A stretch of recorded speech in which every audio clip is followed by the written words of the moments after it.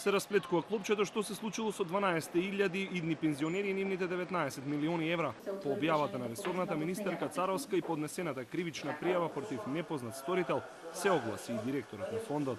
Не станува збор за проневера, туку за системски пропусти за кои фондот го информирал министерството. Тие средства не се излезени од фондот, не се злоупотребени. Тие средства, од 19 милиони евра се стриктно употребени за целите на фондот на ПИО. Второ, дали чувствувам лична одговорност? Не. Сведок е тука министерката, а може да бидат и администраторите на министерството, дека од 2016 е потегната оваа информација. Не е паднато од неба, туку е инициирано од фондот на ПИО.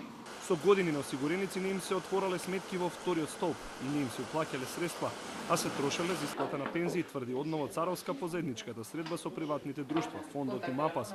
Експертска група ќе го чешла работењето на фондот. Имаше индивидуални представки во нашето министерство, имаше информација од пензискиот фонд, имаше информација од самата администрација дека нешто внатре не штима.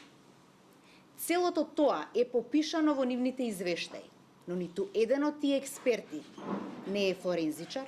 На вкрстените прашања од медиумите и Царовски и Зенели негира дека скандалот е предизборен, ниту пак дека постојат внатре коалициски препокувања помеѓу СДСМ и ДУИ.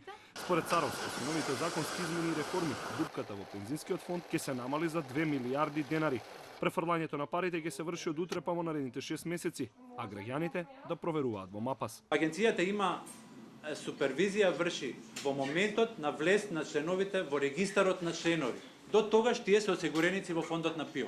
Во моментот кога ќе се распределат, тие стануваат членови и агенцијата ги известува во кој пензиски фонд се распределени. Оштетените граѓани биле вработени и во приватниот, но и во јавниот сектор. За најголемиот дел од нив нивното прво вработување било токму тогаш, кога парите наменети за нивната пензиска каса заглавиле во системот. Најголемото задржување на пари од страна на ПИОМ било во 2009 и 2010 година, кога директор на ПИОМ бил Иснија Купи.